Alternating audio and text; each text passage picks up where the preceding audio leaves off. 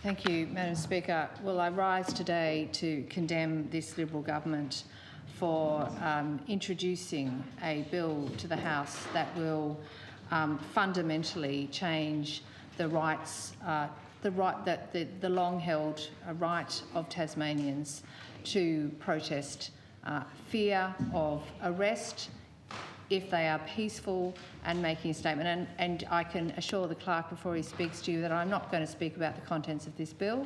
I'm quite aware of that. It's merely the fact it's been tabled is a disgusting statement about how authoritarian this Liberal government has become and the police state that we are slowly marching towards.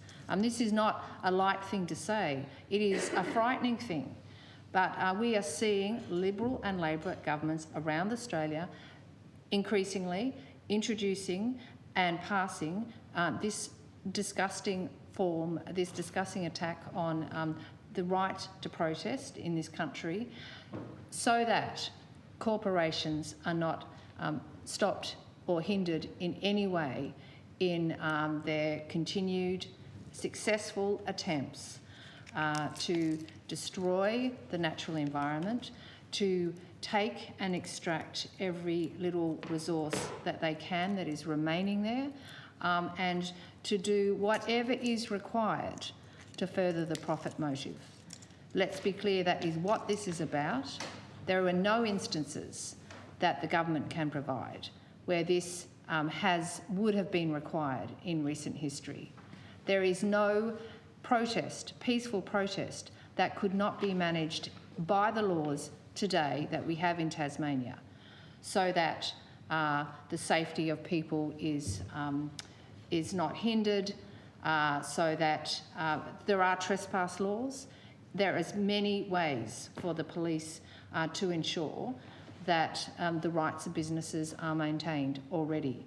But this legislation would lock people up for 18 months for peacefully protesting the first time, lock people up for 4 years for peacefully protesting the second time, and as Minister Barnett crowed quite happily, up to 21 years. Up to 21 years, Madam Speaker, in jail for protesting. That's more than you get for murder in this state. Just think about it.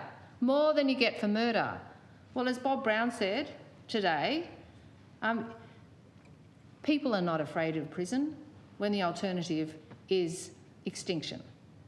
We know the sixth mass extinction of all animals on this planet is occurring right now. We know that.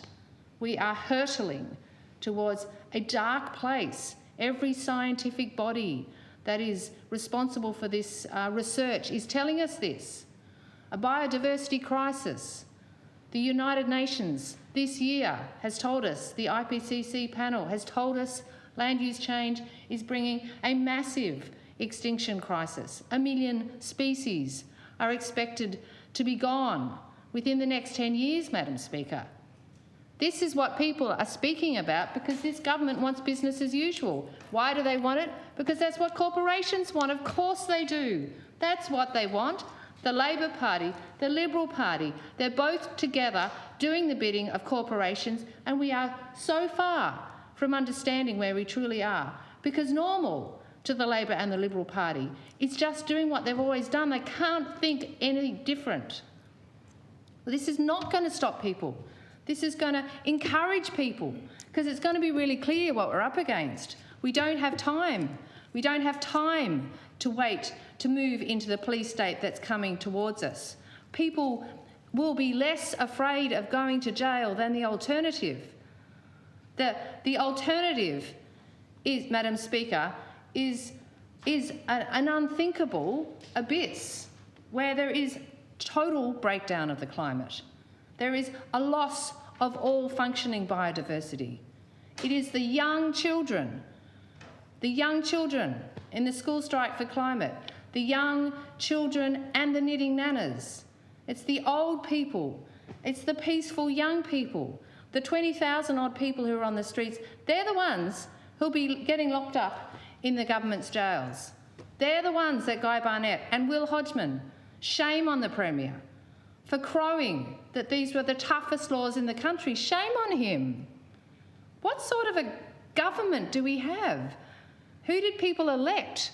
Every single Liberal member in this place should feel disgrace that this bill was tabled.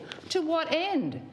So it's entirely possible that nobody could go and protest Taran, a Malaysian timber company, extracting what they can from the old growth forests in Tasmania. Of course, let's not stand in their way. Off you go, do your bidding. The coal exploration licences, why would we stop opening up Midlands, farming land to an international coal, thermal coal extraction company? Why would we stop?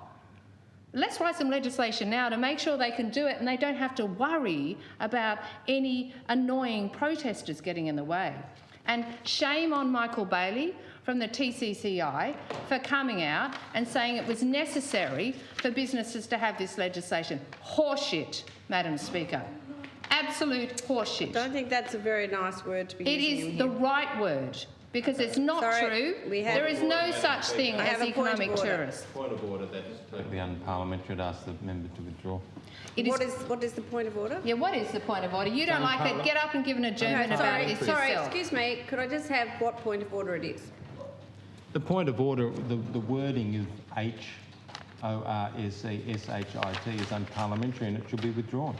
But is there a standing order that I have to obey? Can I just have a ruling on that, please? I agree with you, it's unparliamentary. Not impressed at all, but I just want to know what... Okay. It is intemperate? Okay, thank you. Could you please withdraw the word horseshit? I'll withdraw it for the people in the room who are uncomfortable with the fact that the world has moved on and that is no longer considered to be a problematic word. The point is, the real problem with the language in this place is coming from the Liberals in government, and it is absolutely disgusting. People will rise up against this bill and the High Court will be having another challenge before it. Thank you. Have the Honourable Ms.